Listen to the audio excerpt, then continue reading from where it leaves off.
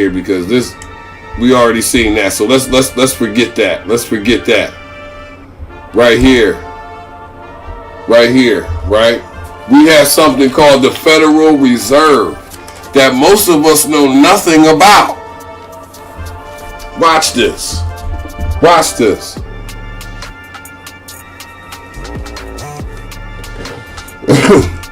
When I heard of the Federal Reserve, you hear about it occasionally in the news because they'll be talking about raising, lowering interest rates and all this and that. And I always thought this was some kind of U.S. government agency, right? Like they're a part of the government. That's not the case. Not even a little bit. The U.S. Federal Reserve is a private entity, a private business, a for-profit business that has shareholders, meaning people own this thing. And when you talk about money, you'll never be in this kind of control. You'll never have. This is money right here. This right here is real money, not the paper that we get. I'll explain. See, we as the U.S., right, we do not print our own money. Matter of fact, scratch that. We print our own money, but we don't print it for us directly. We are basically contracted from the Federal Reserve to print money for the Federal Reserve. Okay? Keep that in mind. We're not printing money for us. When you look at the Treasury and the U.S. Mint and all that, you see them paper sheets of money rolling over those machines. We're not doing that for us. We're doing that for the Federal Reserve.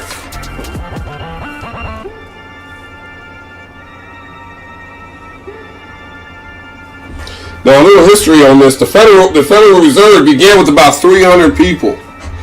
Okay? All of these together have made basically what you could call a banking cartel. Okay?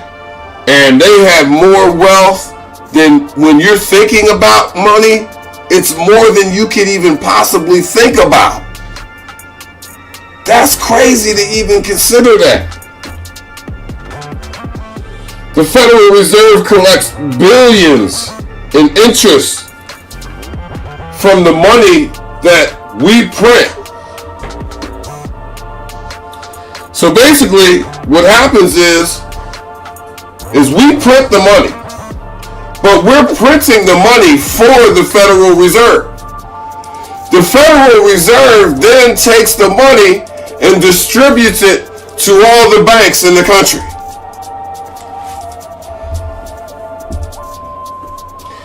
Then they go and charge interest on all the money that we take from the Federal Reserve that we printed.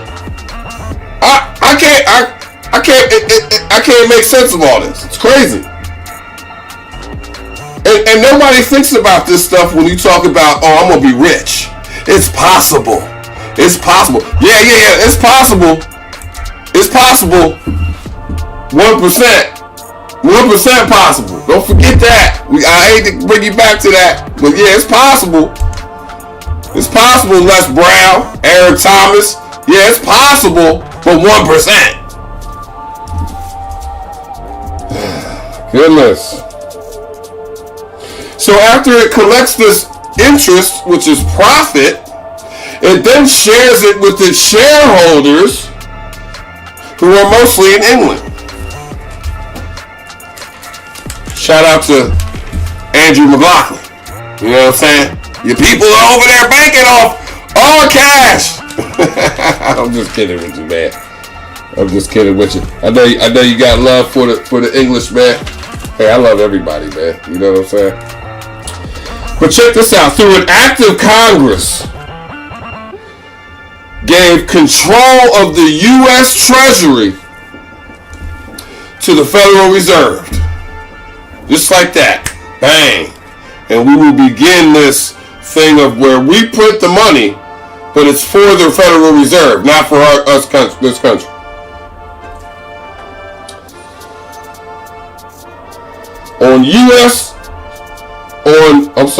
On Federal Reserve orders, it commands the Treasury Department print so much money. And then we give it to the Fed. Like I said, they distribute it to the banks and charge us interest on every dollar printed. Now, if a regular person did this, they would call this a scam. But because it's the government and it's big money, old money, ain't really nothing we could do about it. And it gets deeper. It gets deeper. A large percentage of the tax money that we pay in taxes is used to pay back the Federal Reserve. Now, I don't know about you, right? But I always thought when they talk about the national debt and how far we're in debt and all this stuff, I always assumed that it was like to another country or something. No, that's not what it is. We're in debt to the Federal Reserve. And when they talk about, oh, we're going to raise interest rates, I had no idea.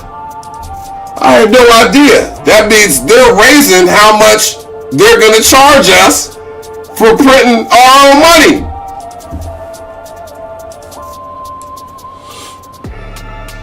$1913 was the start.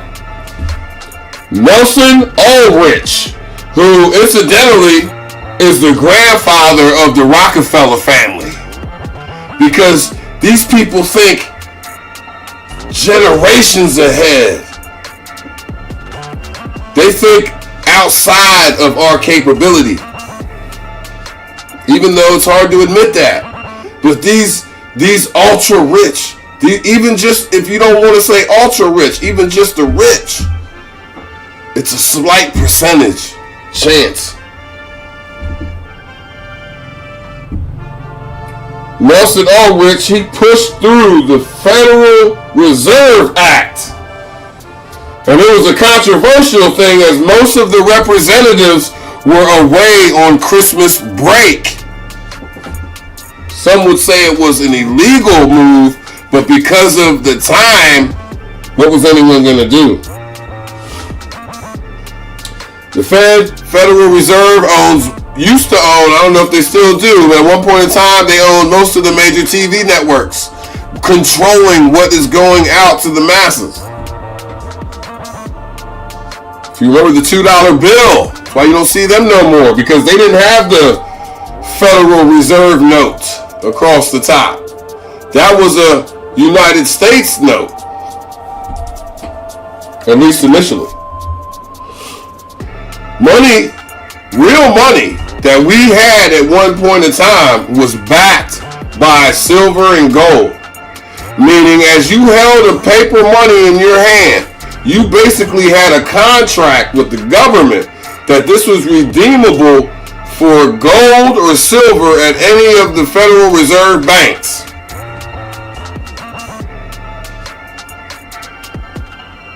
Now, the money that we have now, the value is determined by the Fed, the Federal Reserve.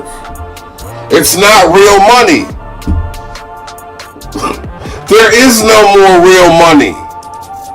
That's why you'll never be rich. Because at any time, the Fed can call back the notes.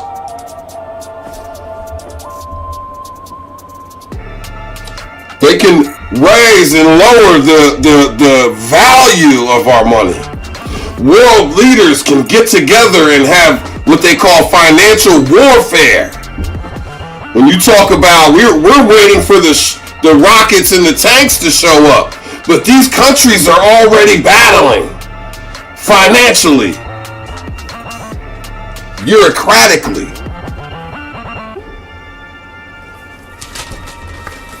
Whew, man, I'm getting hot. Had to turn the AC off because it's messing with the mic. Oh, man. Gotta work my way through this, man. Come on. So, money is not the dollars that you think you can accumulate. You think that if I accumulate a mass amount of this paper money, that then you'll be rich. But people in the know, no. And I'm not saying this is from research. You can look this up. This is common stuff that's out there. Money is not the dollars, the paper that you have. It's the assets that you control. And even then, they could strip you of all of that. And I'll show you why.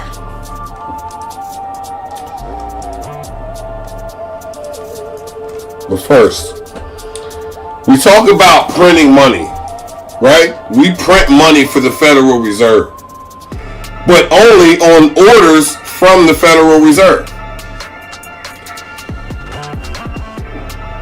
Why don't they print money for health care, housing, homeless veterans, whatever the cause you want to put on it? Why don't they do that? For one, they would call it socialism. For two, because there's no return. There's no return in helping people.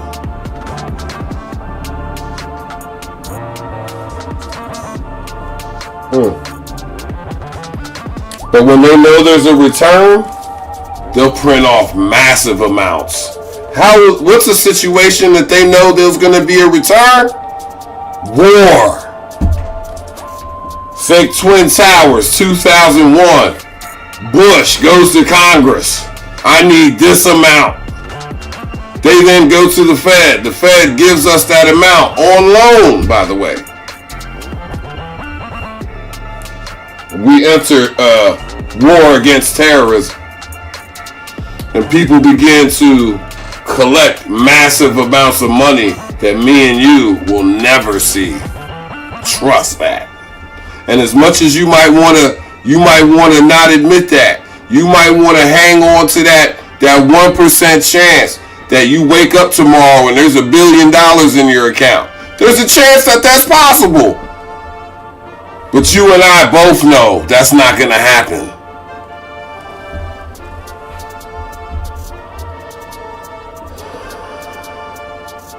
I want to discuss a concept called parens patriae.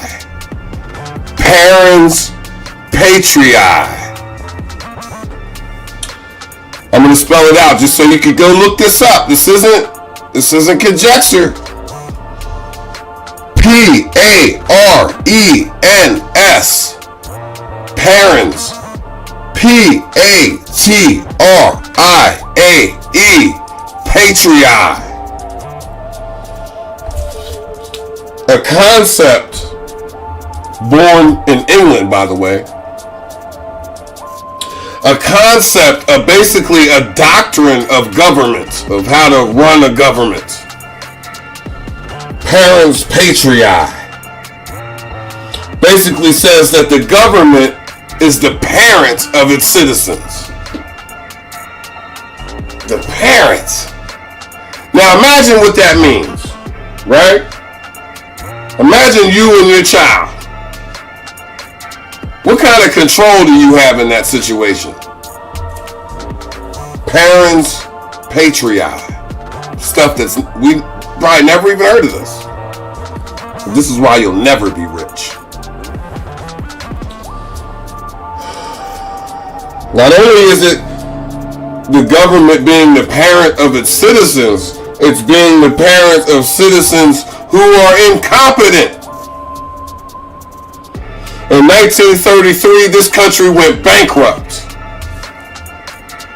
And with any bankruptcy, the assets must be turned over to a, what do they call that? They must be turned over to a trustee. You go for bankruptcy, your assets have to be looked over and held on to by someone else. In 1933, this country went bankrupt. Through the Emergency War Powers Act of 1933, they declared us as citizens incompetent. Parens, patriae would come into effect. And what we have to look at is when we talk about a country having assets, what are the assets? Or rather, who are the assets? Because the people of a country are that country's assets, because countries are now corporations. And corporations, because of the Supreme Court, has decided that they are now people, so they can own assets and own things.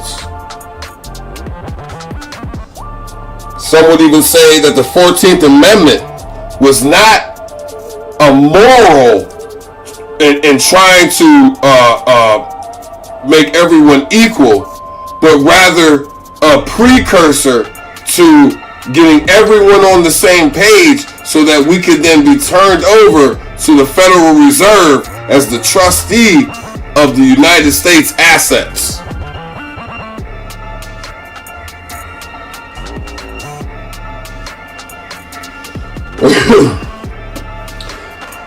Somebody wanted to do something about this. His name was JFK, John Fitzgerald Kennedy.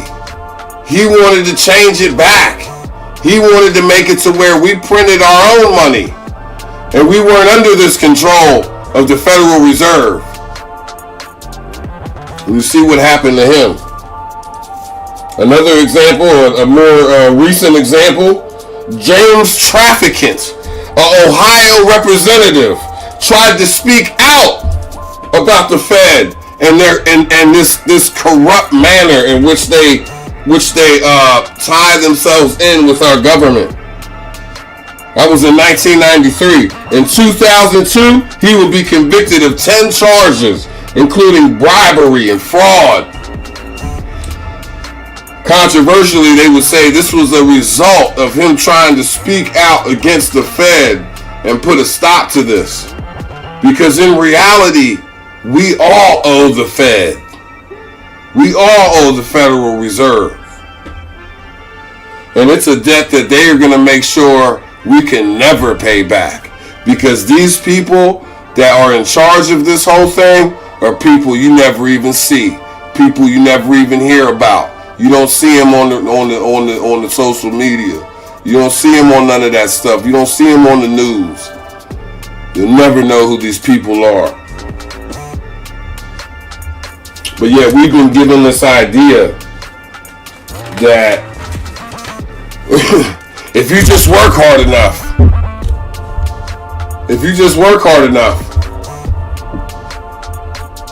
picture of the Fed building right there. If you just work hard enough, it's possible. You could be rich. It's possible. It's possible.